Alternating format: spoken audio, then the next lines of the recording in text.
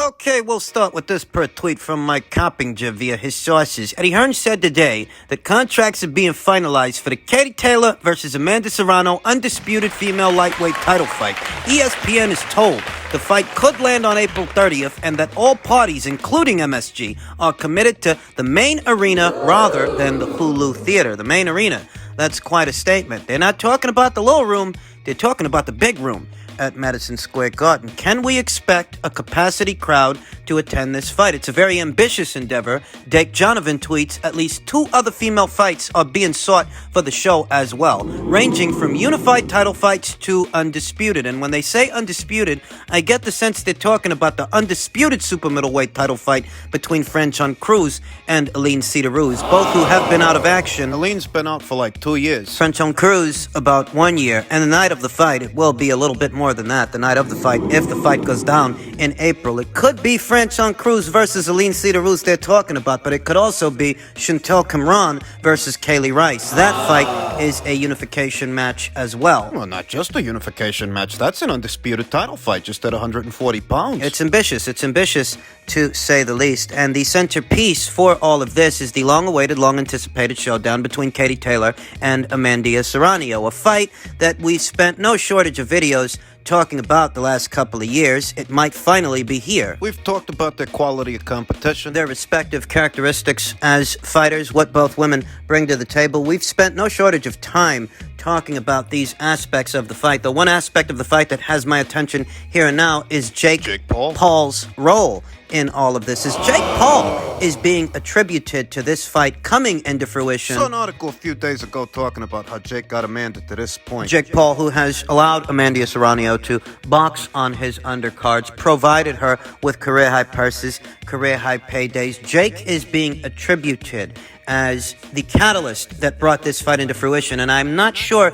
that I completely agree with that. You see, after Amanda Serrano walked away from the fight the first time, a lot of other promoters would have closed that door and kept it closed to Amanda for how she did business. She flaked out of the fight the first time because she claimed she didn't like the money. And she didn't like the circumstances. The following year, she spent that time trying to raise her marquee value, and I think she's done that, though, all the same. When she first went into business with Matchroom, and she waffled on the deal, the way she waffled on the deal, a lot of other promoters and a lot of other folks would have closed that door on her and kept it closed. But Eddie Hearn has kept it open because he is committed to doing this fight, and he is committed to growing the sport of women's boxing. I don't think he's getting enough credit for that. I don't think Katie Taylor and Brian Peters are getting enough credit for that either. I keep hearing about Amanda Serrano's newfound celebrity, that she's finally getting the kind of purses that she deserves and that she's finally getting the kind of accolades that she deserves. I hear about Jake Paul's role in all of this, but what I don't hear is that after all this time and all these hard feelings and all these terrible things that have been said by Amanda Serrano in reference to Eddie Hearn,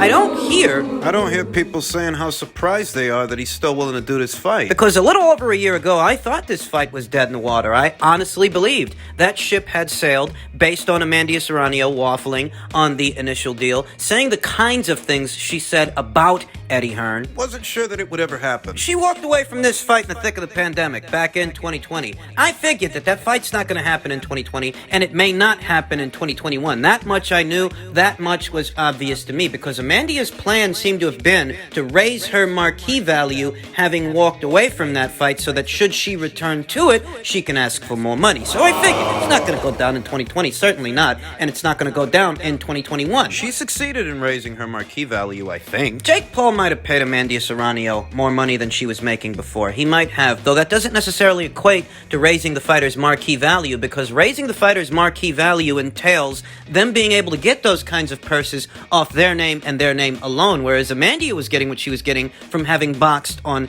his undercards, he being the marquee fighter and the marquee attraction, so to speak. She aspires to make 7 figures for this fight. So the question then becomes, who's footing the bill? Who is financing the fight? Where are those 7 figures that Amanda Serrano wants going to come from? And is she good for it? Because they're talking about doing this in the big room at MSG, not the little one. Hence, my query into Jake Paul's role in all of this. Will the 7 figures required to get Amanda Serrano in the ring, is that coming from Jake or is that still coming from Matchroom? Who's the lead promoter, Matchroom or Most Valuable Promotion? Most would assume that it's Matchroom that's going to be the lead promoter, and it's a Matchroom show. It's Matchroom that's going to be footing the bill. That has yet to be determined. I reiterate, I wonder what Jake Paul's role in all of this is, because he seems to be getting a lot of credit. It'd be pretty funny if Matchroom is the lead promoter all this time, yet it's Jake Paul that's getting all the credit. Yeah, funny's one way to put it, and morbid is yet another, because it seems to me like a lot of people want to deprive Eddie Hearn, Katie Taylor, and Brian Peters of the credit they deserve for still being committed to this fight in spite of how much of their time Amanda Serrano has wasted. I haven't forgotten. So she ditches Lou DiBella, goes into business with Jake Paul, beats up 2 super bantamweights at featherweight. She did batter Miriam Gutierrez. Now this thing's gonna be at Madison Square Garden, New York City, Amanda Serrano's neck of the woods. Thus, the expectation should be that Amanda will put the asses in the seats. Because that's her town. It's her neck of the woods, not Katie's, and all things considered, it is good news, regardless of what you think. Regardless of what you think about Amanda or Katie, it's good news because at minimum, it looks like we're getting this fight. Other news in reference to the ongoing situation between Terrence Crawford, his legal counsel, and Top Rank. Mike Coppinger tweeted, unlike other boxers bound to Top Rank contracts, Terrence can assert his claims in court without Top Rank forcing him to sit out. Crawford's attorney, Brian Freedman, told ESPN, make no mistake, that is a game changer. Freedman also represented Mikey Gersha in his suit versus Top Rank. That's a rather interesting bit of information. It seems that Mr. Freedman has a bit of a chubby for Bob Arum, old Uncle Bob, and Top Rank. Though what seems like ancient history to some is very relevant here today. Not exclusive to Brian Freedman, once again, going after Uncle Bob and Top Rank. You guys really don't remember what that lawsuit was about, do you? We've talked about Terrence Crawford's case against Top Rank, Bob Arum here on the channel, and how he alleges that Bob Arum has a racial bias. He says that Bob don't like black fighters, and he offers preferential treatment to white and Latino fighters. I find those statements quite comical in hindsight. Mikey Garcia, would he be one of these Latino fighters Bob's so sweet on? You guys really don't remember what that lawsuit was about, do you? An article published by USA Today on July 30th, 2016 detailed how Mikey Garcia secured his release from Top Rank after drawn-out legal battle. The contract was running out.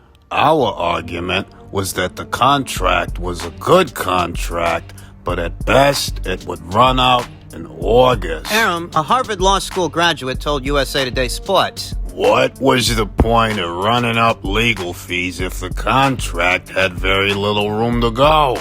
It was a few months. Enough is enough. I think we had proved our point. We had stood up for our rights so that he was unable to break the contract and leave us. It took him over 2 years. Arum argued that the company extended a generous offer for Gersha to fight champion Terrence Crawford in what would be a marquee fight, but Arum claims Gersha priced himself out by asking for a $2 million purse. Mikey never wanted that fight. Arum said that Gersha, upon his release, agreed to dismiss claims with prejudice and that in return Top Rank agreed to drop counterclaims against him. It's funny Terrence Crawford says that Arum hates black fighters. And he extends preferential treatment towards white and Latino fighters. Do you think he was doing Mikey Garcia any favors by trying to get him to fight Terrence Crawford? Is that what you call preferential treatment? In the end, both sides had opposing views as to how the situation ended and who it ended in favor of. Bob felt vindicated because he felt that the contract was legally binding, and as such, Mikey Garcia ended up sitting out for 2 years, a little over 2 years. Seems like Bob was right. The contract was legally binding. Because if it wasn't, Mikey wouldn't have sat out for 2 years doing absolutely nothing, whereas Mikey's legal counsel, Brian Freedman. The article states Freedman had a very different view of how it all went down. He says Arum's statement about the Crawford offer is an absolute lie. The statement that they let Mikey out of the contract because enough is enough is also an absolute mistrust. Freedman said they let Mikey out of the contract because a federal judge was about to issue a ruling that they didn't want the rest of the fighters to see. And that ruling was that Mikey was not bound to fight solely for Top Rank. That's great. Was that before or after Mikey sat out for 2 years inactive? Freedman added, that ruling would have called into question the legitimacy of every single Top Rank contract with their fighters. I would fight Bob Arum in any federal court, state court, or arbitration venue on the issue of whether that statement that he made is truthful. I would bet everything that I have and I will ever have on the fact that that was a complete and utter misrepresentation of any version of the truth. And regardless of where you take on Bob or where you wouldn't take on Bob or what was true, what wasn't true, you know what is true? What? Mikey spent 2 years inactive. He spent 2 years on the bench. No, I don't think he spent 2 years on the bench because he was completely in the right. No, I don't think that Mikey Garcia lost those 2 years or those 2.5 years of his career because he was completely in the right. Yeah, no, the article talked about how Mikey lost some of his prime years and many opportunities to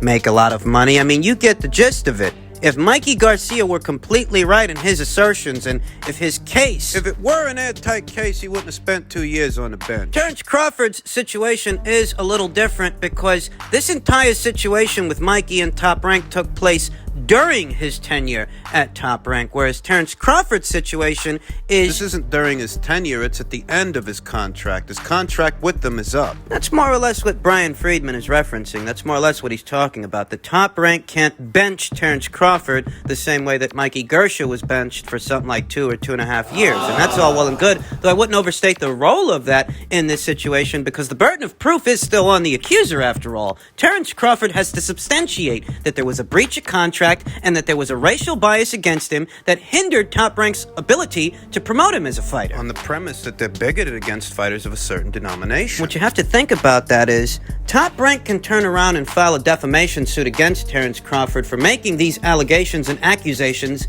if they don't stick, if he can't prove it. I don't know if they're going to do that, but it's an option. I don't know. Let's say Terrence Crawford can't substantiate the racial bias he's talking about, but he can substantiate that there was some kind of a breach, that they were supposed to get him 2 fights in 2019, but they didn't. What Top Rank can in turn do is sue him for defamation, which will offset whatever they had to pay him for the breach. You see what I mean? You go alleging that Bob Arum is a racist and there's a lot of systemic racism over there at Top Rank. You're defaming the character of Top Rank as a company, and they can sue you for that if you can't prove what you're saying. It's a countersuit. A countersuit is what I'm talking about. We'll see if Top Rank don't file one. They filed one against Mikey Garcia when he tried to go after them, and I know that they eventually dropped it when they released him, but they released him after 2 years had passed. Something like 2.5 years. He can't say it didn't cost him anything. It costed him time, and you don't get that back. Let's see how things work out for Terrence Crawford.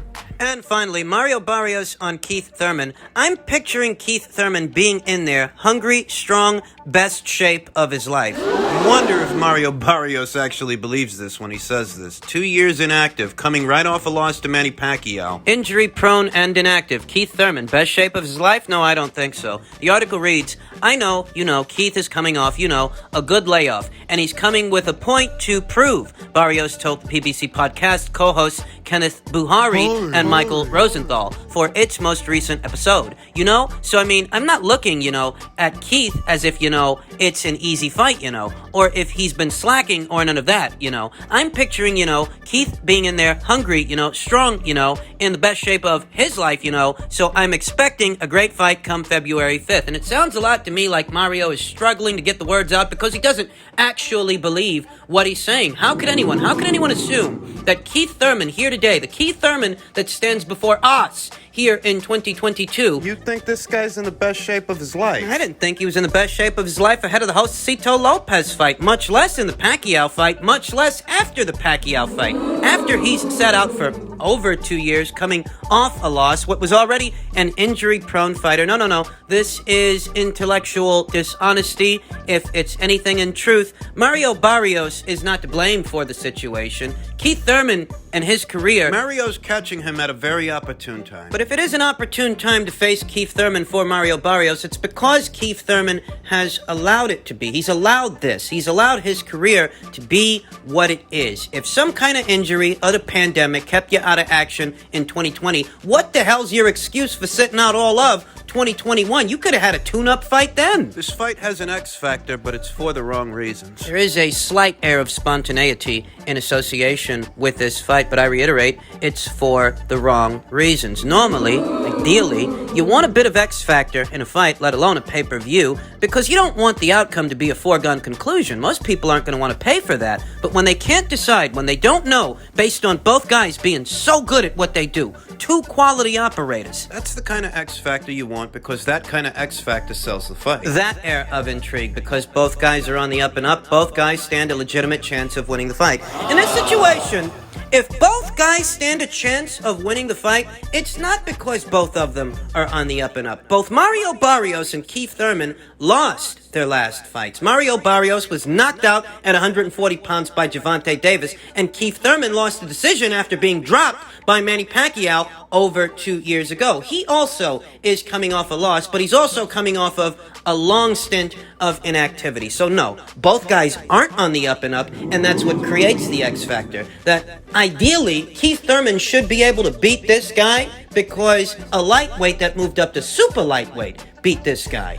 But if it happens the other way and Mario beats Keith, Well, that would have to be because Keith Thurman is a shot fighter, and therein lies the dilemma. How many people feel they should pay a pay-per-view cover charge to see two guys coming off a loss, and one of them just so happens to be a shot fighter? If it turns out that Keith Thurman is a shot fighter. Put the shoe on the other foot. Let's say Keith Thurman wins this thing, and let's say he wins it in good fashion. Well, that's the least he can do. This guy got smoked by a lightweight at super lightweight. should you have to pay a pay-per-view cover charge to see that? The ideal platform for this fight is regular old Fox, free TV, where you can get as many eyes on this thing as you possibly can, since it's more accessible to more people. But if you put it behind a paywall, people are going to ask themselves if they really want to pay to see this. I'm not telling you there's no place for pay-per-views in this postmodern era of boxing. There is, if the fight's a hot ticket, if there's an actual grassroots demand for a fight, if there's a genuine big fight feel and a genuine sense of intrigue in association with this fight. But the intrigue associated with this fight has more to do with